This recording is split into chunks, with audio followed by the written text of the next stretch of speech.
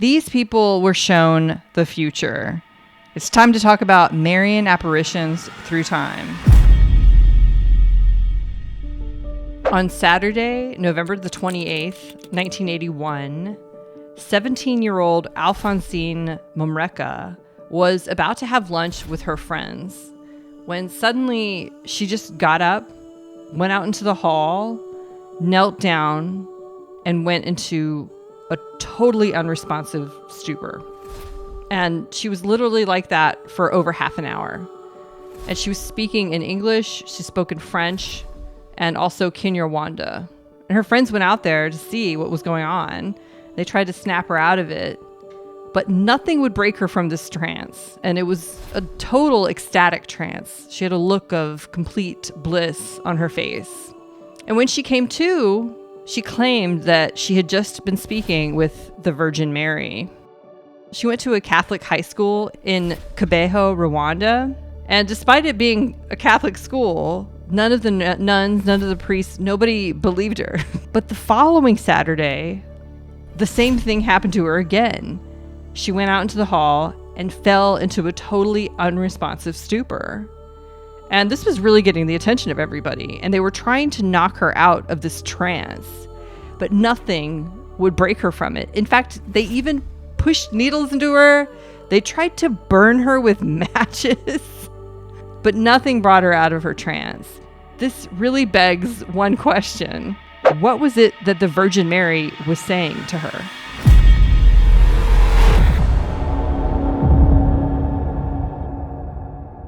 In the previous episode, I spoke about how on the night before Easter Sunday in 2011, Chris Bledsoe had a vision of this ethereal, beautiful young woman. And she brought to him some prophecies which pertain to the times that we're in now.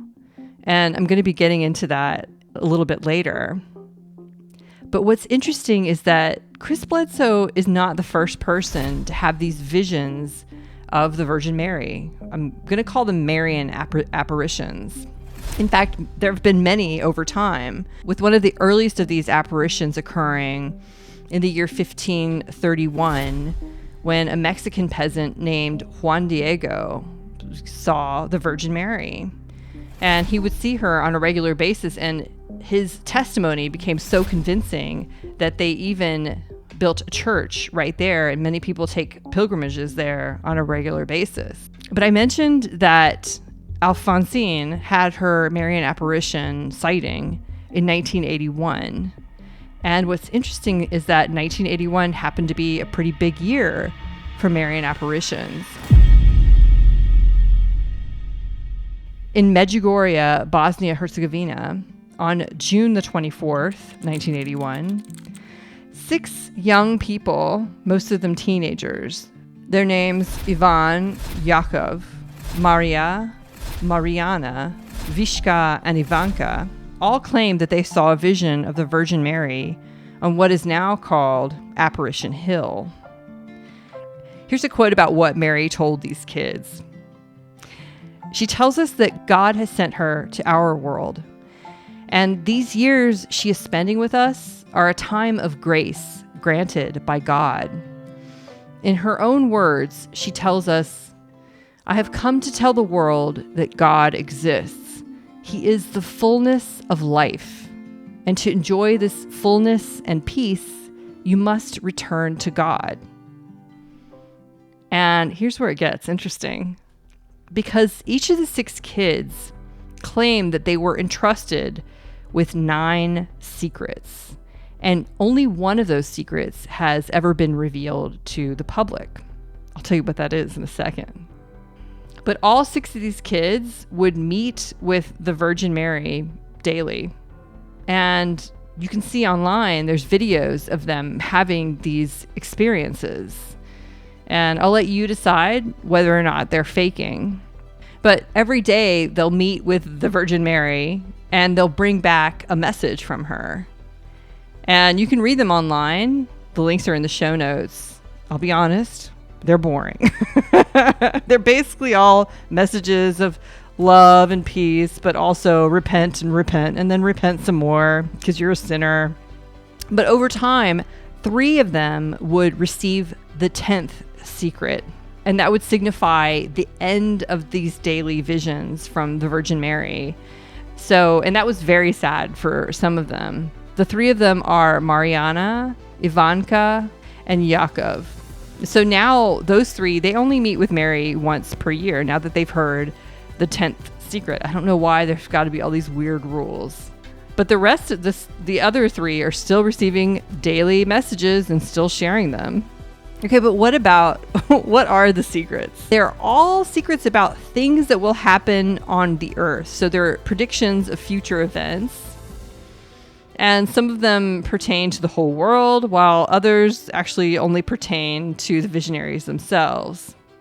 So apparently the 9th and the 10th secret, which we still don't know yet, they're about punishing horrible things that are going to happen on the earth. But Mariana said that we all actually averted the 7th secret because we fasted and prayed. And so that's nice. But one of the secrets has been revealed. Which one is that? It would be the 3rd secret.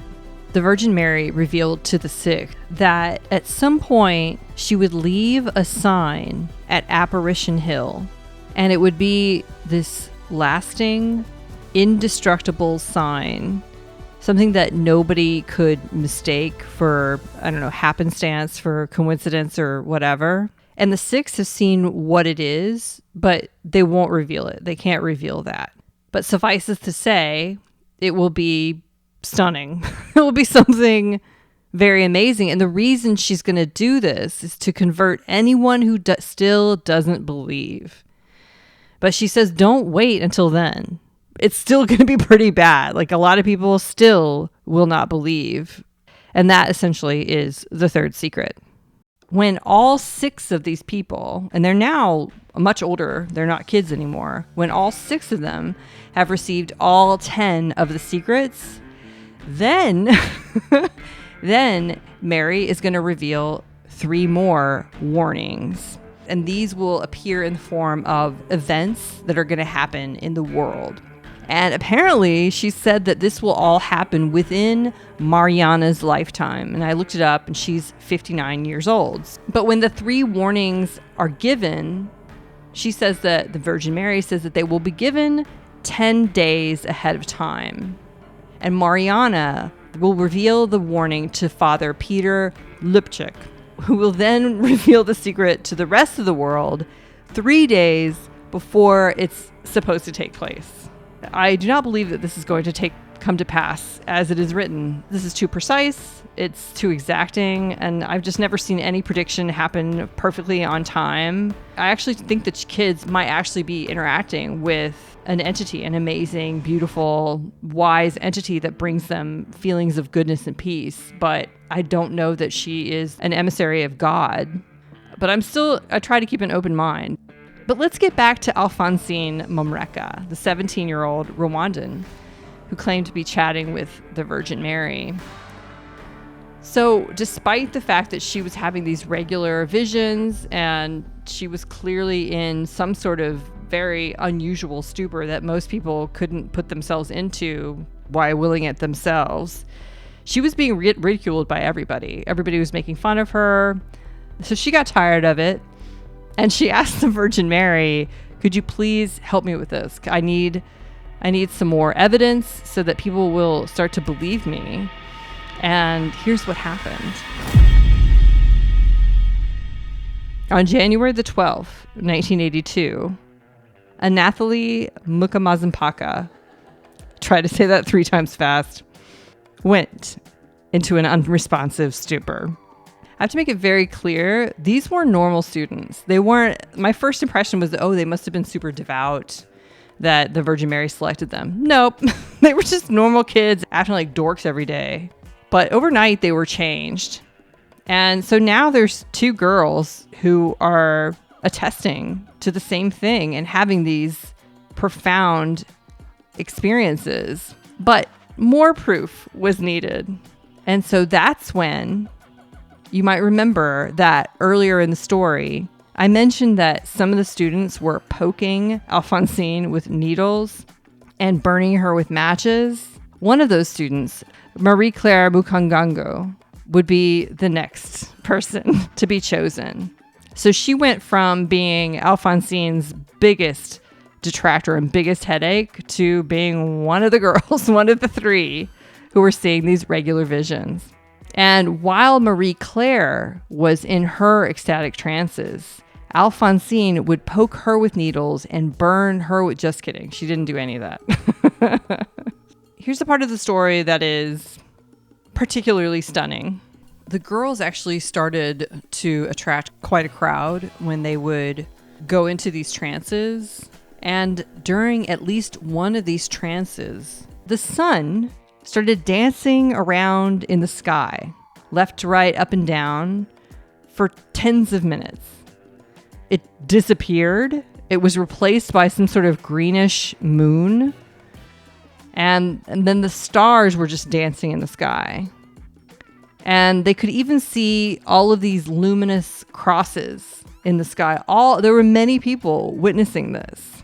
And why does this strike me as relevant? Well, it reminds me of... It's very reminiscent of two other things that have happened. Chris Bledsoe and his pals at Cape Fear saw a huge light show in the sky when the orbs came and chased them all around. But probably even more relevant or more similar to this is another famous incident, which I'm going to get to. But remember how I said that these Marian apparitions seem to always be attached to some sort of prophecy? Here's something interesting all three of the girls saw on August the 19th, 1982. They were shown a vision, and they wouldn't understand this until 12 years later. And I quote, "They saw a river of blood, people who were killing each other, abandoned corpses with no one to bury them, a tree all in flames, bodies without their heads."